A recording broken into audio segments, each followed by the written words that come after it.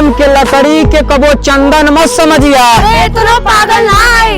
हाँ तो कोनो से फसल होइबू तो ओके सेटिंग समझिया, ओके प्यार को बंधन मत समझिया। तू का जनबू तोहरे मोहब्बत में हम केतना जागत रहनी।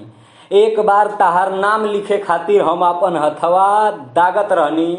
तू तो ये जान भभकत दिया लेखा बूत जात रहलू, और दिया के देख के सीरियलवा सूत जात रहलू।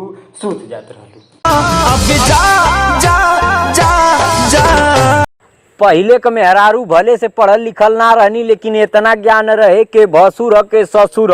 आजकल के मेहरारू फैशन में चूर हैं, चिन्ह ही नहीं पावतनी। मैं कसी पहन के तो दिन भर ऐसे घूमत हैं जैसे जना था अपेंडिक्स के ऑपरेशन करवले हैं। आम खैले के मजा चक्कू से काट के खैले में थोड़े है। अरे ओकर कोसलिया के इतना चाट दा कि ओकर कोसलिया अपने आप कह दे अरे अब फेंक न देता इज्जतिया ले लेबा का।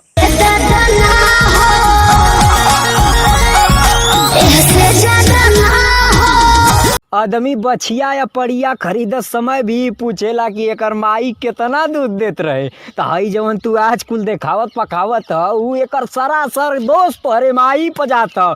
काहे कि पुरानी कहावत है कि जैसन काकर वैसे बिया, जैसे माई वैसे धिया। हर गौआ में एक दूगो ऐसा लड़का रहन जौन का आदमी से कौनो मतलब ना रहा, खाली मेहरारून में का ये चाची का हाल चाले।